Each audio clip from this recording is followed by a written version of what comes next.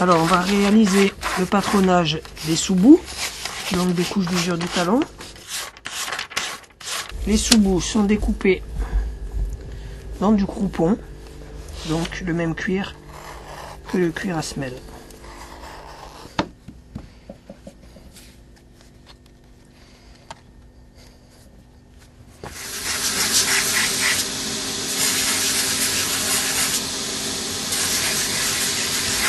Ce qu'on peut faire d'ores et déjà, c'est préparer la couche d'usure du talon. Donc on a ici ce qu'on appelle les sous-bouts, qui sont donc les sous-couches.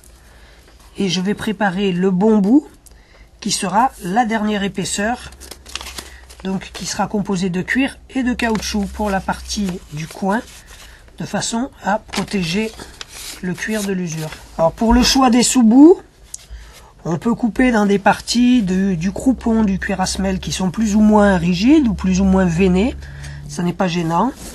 Par contre, le bon bout, donc la couche d'usure, doit être coupé dans une partie du croupon qui sera suffisamment résistante, puisque cette pièce-là sera soumise à la pression de la marche.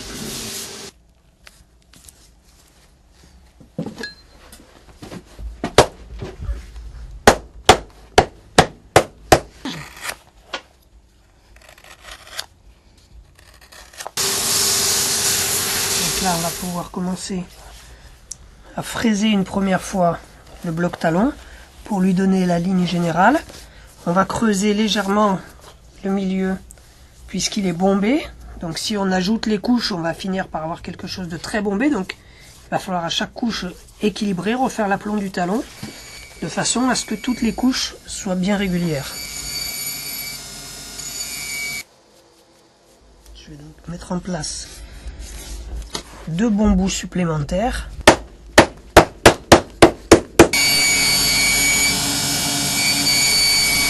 Le talon est bombé à ce niveau-là et à ce niveau-là. On va donc l'égaliser, le clouer, l'égaliser, de façon à ce que la couche d'usure soit parfaitement stable pour que le pied puisse se dérouler sans problème.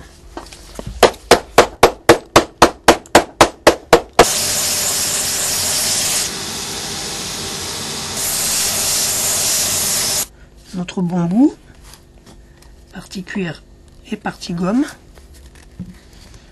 On va donc pouvoir coller ces 2 pièces.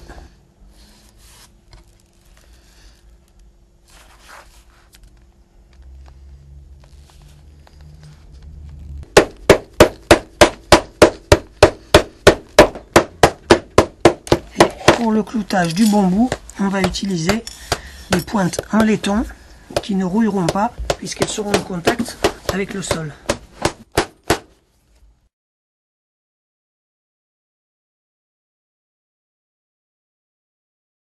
Ce qu'on appelle faire la finition, ça va consister à fraiser à nouveau les lisses, donc les parties avant, comprenant la trépointe et la semelle, à finir également le talon,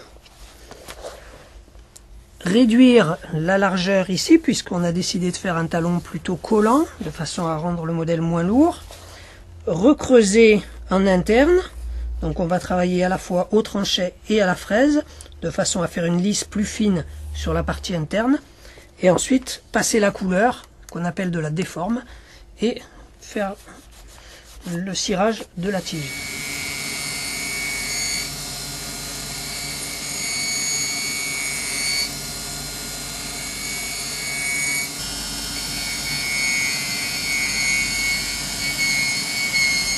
Donc on va pouvoir passer à la finition du bloc talon, après avoir passé la bacarre sur l'angle, de façon à bien avoir une notion précise de là où on doit aller.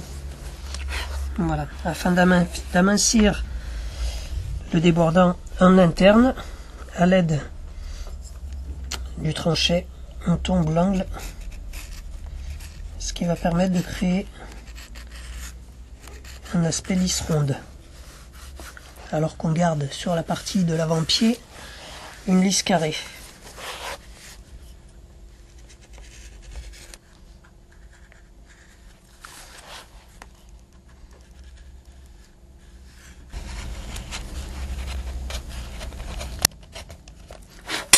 Voilà, on obtient à peu près ici maintenant, on finira au papier de verre, une partie arrondie, alors que sur l'avant-pied, elle doit rester bien droite.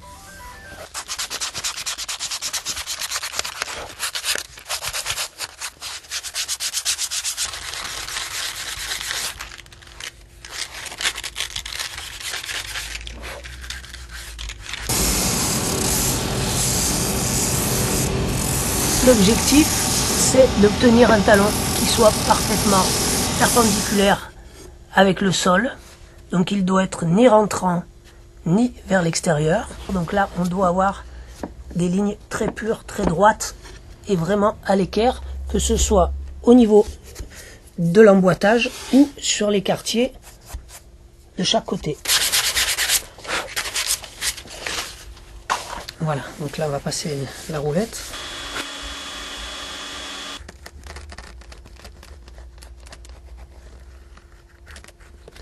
Alors, le fer à lisse va donc permettre de bien marquer le débordant de la semelle et de le lisser, comme son nom l'indique.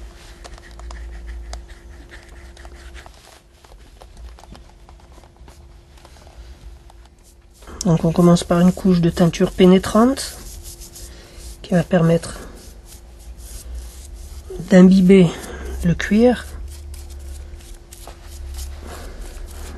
Et on va suivre par la déforme, qui elle est une cire liquide, en noir toujours, puisque nos souliers sont noirs.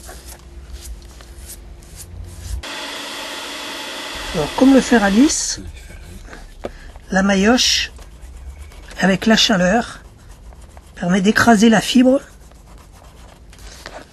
et le fait de l'écraser en la chauffant, ça va lui donner un aspect lisse qui permettra, lorsqu'on passera la déforme, d'avoir quelque chose de régulier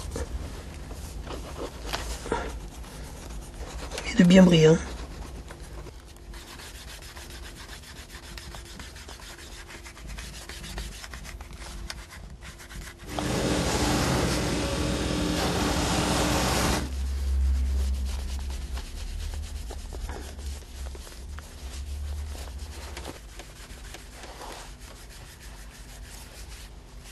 Alors on va pouvoir retirer la chaussure de la forme.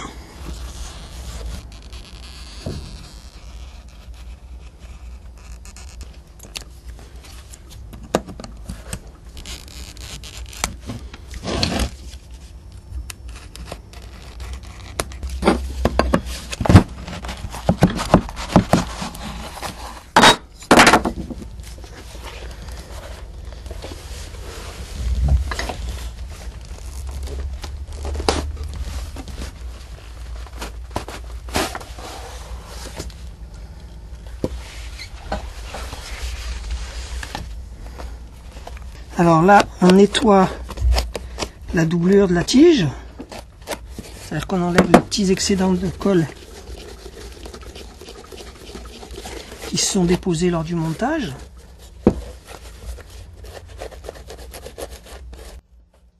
On va ici recouper